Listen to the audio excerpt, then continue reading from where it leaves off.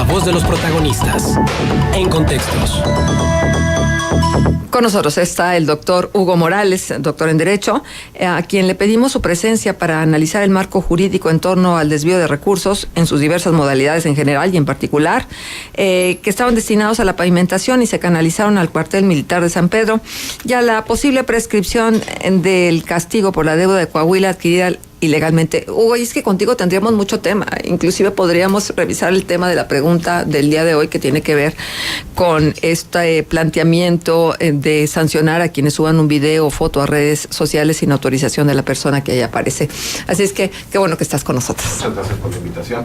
Pues bueno, sí, como bien comentas, en ese sentido, retoman los dos principales, ¿no? Sí, definitivamente hay que decir que existe, yo creo, mucha preocupación por parte de la ciudadanía, en el sentido de que tal vez nuestras instituciones no han venido actuando de manera tan transparente como para que nos den a conocer, pues con mucha puntualidad, cómo es que han venido trabajando en materia de procuración de justicia, ¿no? Yo creo que ese es uno de los grandes retos. Lo digo porque generalmente relacionamos el tema de transparencia con el tema del recurso económico, y en este caso también como que, no sé, deja a desear mucho el tema en el sentido de que no conocemos cómo se están realizando muchas de las actuaciones relativas a la investigación y a la procuración de delitos. En este primer punto me refiero al tema de la posible prescripción del delito, ¿no? Hay que decir que desde el punto de vista formal, sí, efectivamente parecería que el solo transcurso del tiempo sin que las autoridades efectúen una acción que consiste básicamente en el ejercicio de la acción penal, pues se traduce en una impunidad. En este sentido, hay que decir que prácticamente todos los delitos están sujetos a esta regla de prescripción. Sin embargo, te digo que me parece un poquito fuera de lugar que el magistrado Armin Valdés, y en su calidad además de aspirante a la Fiscalía General del Estado, nos diga que no se puede hacer, cuando en realidad tendríamos que esperar que nos diga cómo es que sí se pueden hacer las cosas, ¿no? Esto me preocupa porque... Si se quiere impartir justicia. Bueno, primero, pues, si se aspira a ser Fiscal General del Estado, no tendría que decirnos por qué no se puede, sino cómo es que sí se puede. Yo creo que ese es el gran reto que tienen los fiscales. Y bueno, a lo mejor él tiene una contaminación personal desde el punto de vista que es magistrado y él quiere resolver todo a partir de lo que personalmente él considera. Yo te quiero decir que existe ya una larga tradición en el derecho penal internacional, en el sentido de que aquellos delitos que están relacionados con el ejercicio de un encargo público, con el ejercicio del poder y básicamente con delitos en los cuales se involucra a un Estado, entonces no prescriben en tanto, o el término para que prescriban estos no empieza a correr en tanto que existen autoridades independientes y autónomas que faciliten esos procesos de investigación. Te voy a dar un ejemplo muy simple, y recordamos nosotros por ahí el ejemplo de Pinochet. Pinochet no fue realmente juzgado hasta 25 años después de que dejó el poder. Bueno, esto fue un parteaguas en materia de derecho penal internacional, porque, bueno, pues en tanto que no hubo las instituciones, la independencia adecuada en un Estado ahora sí independiente, autónomo como era Chile, pues bueno, pues no podían las instituciones actuar de forma clara, absoluta, tajante, y en ese sentido me parece que nos encontramos en un mismo esquema. En tanto que no haya autoridades independientes y autónomas que se permitan investigar esto, pues en ese mismo sentido no podremos hablar de una prescripción definitiva. Efectivamente, ha pasado materialmente el tiempo que describen nuestras leyes para poder asumir como prescritos estos delitos, pero, repito, esto ya es una tendencia internacional que me parecería muy grave que eventualmente los tribunales sean quienes se manifiesten en un sentido contrario. Y yo le diría al magistrado, bueno, pues si en su calidad de fiscal general, en todo caso lo que tendría que hacer es acusar, investigar e imputar y ejercer la acción penal, no encontrar unos elementos por los cuales nos digan no. Ajá, a ver, entonces, Hugo, para que quede bien claro, hay posibilidades de que esto no quede así como en el limbo de que quién sabe quién fue, que quién sabe quién se llevó el dinero, que quién sabe cómo se utilizó el dinero. A mi juicio existen herramientas jurídicas que permitirían hacer o demostrar ante un tribunal que el ingreso de un nuevo titular de la Fiscalía Autónoma Independiente, pues da lugar a una serie de investigaciones que no se celebraron con anterioridad por motivos que en este momento tal vez no podría yo puntualizar, pero en la medida en que no se celebraron, no se llevaron a cabo porque no existía esta figura independiente y autónoma, pues en esa misma medida no se puede hablar de la prescripción de un delito en materia de Estado. Bien, entonces, si hay voluntad. Bueno, ahí es donde tendríamos que entrar a la segunda parte, ¿no? Yo creo que ya los ciudadanos estamos cansados de que nos digan por qué no se puede. Es más, yo creo que es momento de que vengan y nos digan por qué sí se puede, cómo es que se va a poder. Y eso es algo que tendría que eliminar los obstáculos en materia de impartición de justicia en el estado de Coahuila. Ajá. Bueno, esa es tu postura. Y la verdad de las cosas es que aplaudimos una postura de esta naturaleza. Porque como tú lo dices, hay un cansancio, un hartazgo de que siempre se cierran las puertas en lugar de abrirlas. Y en materia de justicia esto viene sucediendo sobre todo para proteger a los más poderosos. Bueno, y yo puntualizaría otra cosa también, ¿no? Estamos acostumbrados a ver que existe justicia para unos, injusticia para otros. Yo creo que es momento de que veamos que aquí hay cancha pareja, ¿no? Como dijeron, a propósito de lineamientos actuales en materia electoral, es momento de que todos estemos sujetos al imperio de la ley en las mismas condiciones.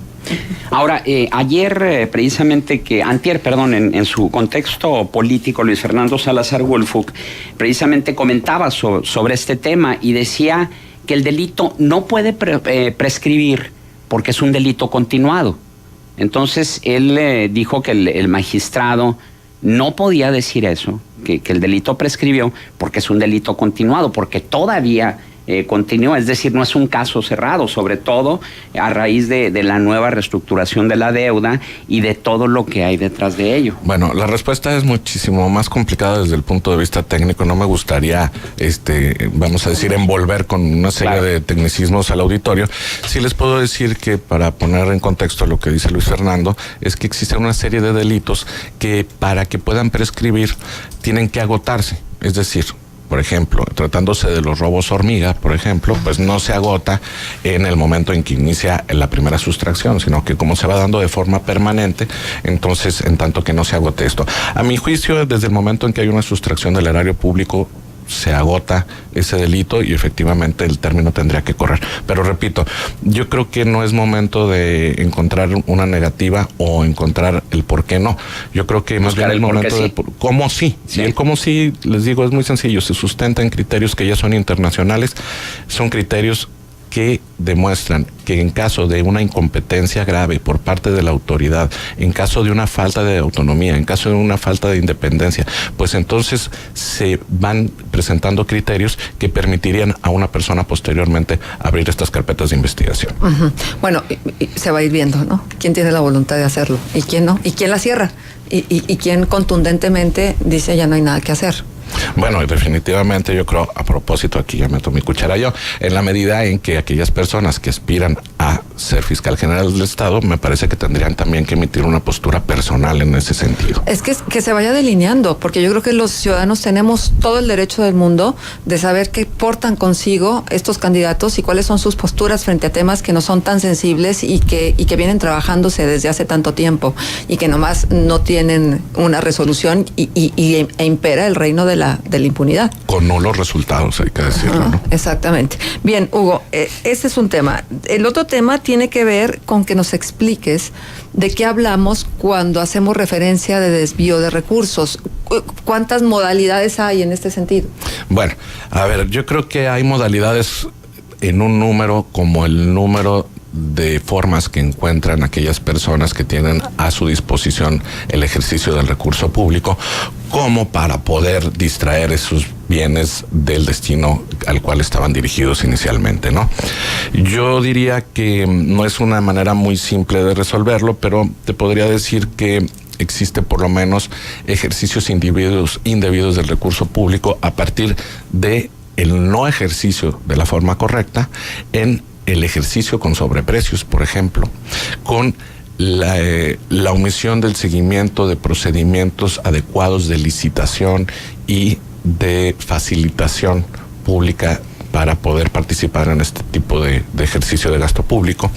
Y por otro lado, también existe, pues ahora sí que la forma más terrible o la más simple, que podría ser aquella simple disposición de los recursos sin que se acredite la forma en la cual estos fueron ejercidos, ¿no? Hay que decir que todas estas, pues evidentemente se encuentran sancionadas, pero bueno, ahora preguntaría yo, ¿cuántas averiguaciones en este sentido hemos visto en los últimos años, o cuántas carpetas de investigación se han generado hablando del nuevo sistema penal, pues en ese sentido, ¿no?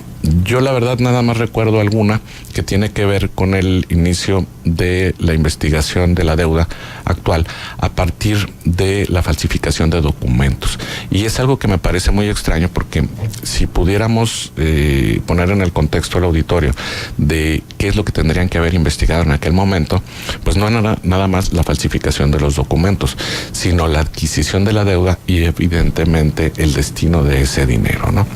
Hay que decir también que como un proceso, me parece, de, pues no quiero señalar necesariamente de impunidad, pero sí por lo menos de opacidad, el Congreso del Estado reconoce posteriormente mucho de esos documentos que no existían, aquellos documentos falsificados, y facilitan, vamos a decir, la generación o el reconocimiento de esta deuda con diferentes entes financieros, ¿no? Y a partir de ello, pues sabemos nosotros es que se generan las partidas de gasto y de pago de la deuda actual. Entonces, en este sentido, hay que decir, pues lo único que se ha investigado verdaderamente tiene que ver con la falsificación de los documentos y no con el ejercicio indebido de las funciones que pudieron haber llegado a evidenciar algún desvío de estos recursos. Hugo, aquí cuenta la intención, porque el tema surge, la necesidad de revisarlo surge cuando el gobernador Rubén Moreira habla de que un recurso que estaba destinado a pavimentación se canaliza a la construcción de un cuartel militar, porque Chihuahua no respondió al compromiso que había hecho de también ser copartícipe del financiamiento de esta obra. Entonces, hay intención, hay buena intención, hay mala intención, hay justificaciones, hay gravedad, niveles de gravedad en este asunto. Mira, evidentemente te voy a decir que es necesario el cuartel en San Pedro, como es necesario en otras partes del estado, pero aquí yo creo que el qué no es lo que está en duda, no, sino el cómo. Exacto. Es correcto, ¿no? Entonces, es evidente que, a mi juicio, el gobierno del estado, la administración pública, tendría que darnos una clara explicación, más allá de una simple entrevista, ahora sí que como dicen por ahí, banquetera, ¿no? Más allá de eso, se tendría que hacer una explicación clara del procedimiento por el cual se modificó este patrón de gasto autorizado previamente y en este caso se destinó para efecto de la construcción del... Porque ninguna obra inicia si no está fondeada. Es correcto. Y te voy a decir una cosa, en este caso estaban agotados los recursos para el cuartel. Es decir, por el lado de Coahuila se había cumplido con un compromiso asumido y pues tampoco es que estemos nosotros como para andar respaldando los compromisos de otros estados por una simple motivación. Te repito, más allá de eso me parece que necesitamos una explicación clara por parte de la administración en ese sentido y que nos expliquen cuáles fueron los procedimientos que dieron lugar precisamente a esta reasignación de recursos. Entonces, es una reasignación, no es un desvío. Aquí es precisamente donde yo digo, yo creo que necesitamos una mayor explicación, ¿no? Es decir, nos están diciendo que este recurso se aplicó de una forma diferente y hay que ver si esto tiene una justificación desde el punto de vista de la administración pública.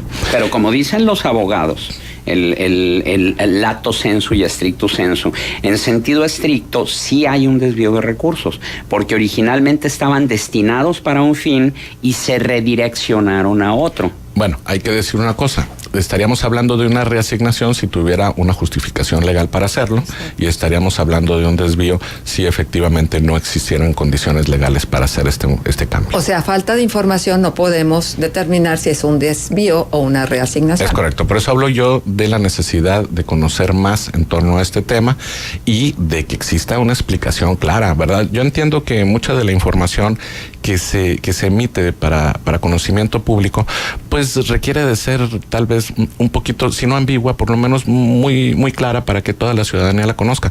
Pero pues ante un cuestionamiento de esta categoría me parece necesario que exista una información técnica que nos aclare con todos los elementos, precisamente los factores que dieron lugar a este cambio de ejercicio de recurso y finalmente cuál fue el fundamento legal para hacerlo. Porque me atrevería a formular una hipótesis de que todos los ciudadanos estaríamos dispuestos a apoyar al gobierno del estado de Coahuila firmando alguna carta reclamándole al gobierno de Chihuahua porque no cumplió sus compromisos, porque quienes estamos experimentando las consecuencias de un programa suspendido por falta de recursos somos nosotros. Bueno, y hay que decir otra cosa también.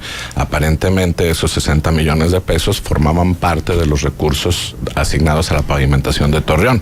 Y bueno, yo también desde el punto de vista local diría, ¿por qué de Torreón, verdad? ¿Y por qué no de otro municipio? Bueno, no quiero decir de cuál sí, pero lo que quiero decir es que, bueno, evidentemente hay una afectación directa a un grupo de... Igual se suspendieron, ¿no?, todos los programas de pavimentación en todos los municipios, pero con tan escasa información, pues no tenemos todos los elementos en la mano. Es correcto, es correcto.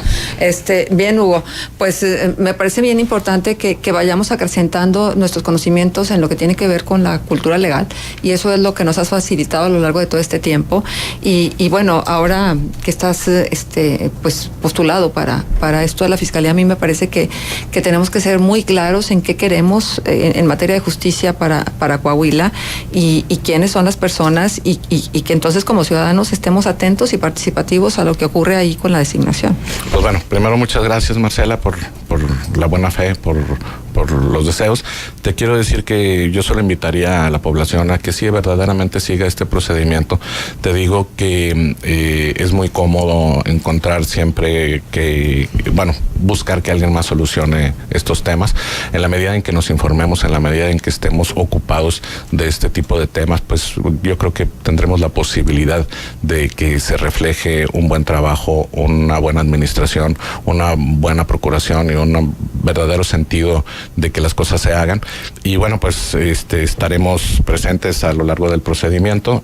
Como tú sabes, el día de ayer el Congreso del Estado redujo la lista de aspirantes que solicitaron precisamente estar en este proceso, y en los próximos 10 días el gobernador del estado generará una terna, reducirá todavía más esta lista de aspirantes para que finalmente el Congreso del Estado, antes del día 22 de este mes de octubre, pueda designar a quien será fiscal general. Los ciudadanos podemos conocer o pedirle al gobierno del estado de Coahuila, al gobernador específicamente, que comparta con nosotros sus criterios para la elección de la terna. Bueno, yo diría que deberíamos hacerlo, ¿no? Es decir, hay que decir que la ley no obliga ni al Congreso ni al Ejecutivo del Estado a que haga públicos los motivos o los elementos por los cuales dio lugar a esta designación o a esta selección en la terna. Sin embargo, me parece que necesitamos como ciudadanos exigir que se hagan públicos los motivos y cuáles fueron las causas que generan esas decisiones. Es decir, no puede ser meramente discrecional, no puede ser un antojo y tendría que estar fundamentado en muchos criterios, ¿no? ¿Cuáles criterios? Bueno, básicamente los que contiene la Ley Orgánica de la Fiscalía General del Estado de Coahuila, que pues son elementos objetivos, datos legales y no están sujetos al capricho de nadie. Bien, dejo por aquí estos comentarios que me parecen importantes dado los temas que hemos abordado contigo, Hugo. Escogieron al gobernador de Chihuahua porque está huido. Acuérdense, César Duarte es prófugo. Si algo tiene este gobierno es la habilidad para generar este tipo de argucias. En el tema del cuartel, Coahuila nunca formalizó la colaboración de Chihuahua mediante un convenio de colaboración escrito. Un desvío de recursos es cuando se aplican los mismos en otros fines diferentes a los que permiten los lineamientos u origen de los mismos. Una reasignación es dirigir estos recursos a otros fines, pero que el origen o lineamientos de los mismos sí los permiten. También sobre ese mismo tema tenemos este comentario que nos llega a través de WhatsApp. Existe una enorme cantidad de recursos que fueron desviados. En Torreón no hay una calle en la que se pueda transitar y el gobernador ahora sale con el chiste de que el dinero lo invirtió en el cuartel. Seguro por eso hoy sale retratado con el general. Lo fue a convencer de que no lo desmienta. ¿Qué más nos espera por ver en los 2 meses que le quedan de gobierno? También este otro comentario que tiene relación con lo que comentábamos con Hugo Morales, dice: está a la luz pública que todas las acciones que está llevando a cabo el gobierno de Rubén Moreira en materia de modificación a las leyes y nombramiento de fiscal, entre otras muchas, son meros distractores ante el enorme desorden financiero en el que va a entregar el Estado. Obras de pésima calidad, falta de transparencia absoluta y una gran pérdida de confianza de los ciudadanos en su persona y en su gobierno. Lo del fiscal, como lo de la Comisión Anticorrupción, son son puro show, son una burla más a los coahuilenses. En Coahuila sí habrá fiscal carnal. Y en otro de los comentarios también nos dice Jesús Valtierra: yo votaría por Hugo Morales, es el mejor prospecto que hay, una persona recta y sobre todo con mucha capacidad. Desgraciadamente todo va a ser una simulación, lo vamos a ver cuando en la terna que decida el gobernador van a ser puros candidatos a modo, es lo que dice Jesús Valtierra. Y nos aportan este dato: el grueso de los recursos del cuartel vienen directamente de la Secretaría de la Defensa Nacional. Bien, pues nos quedamos con todo esto, Hugo, y otra vez con el agradecimiento por tu presencia con nosotros. No, por el contrario, gracias por la invitación.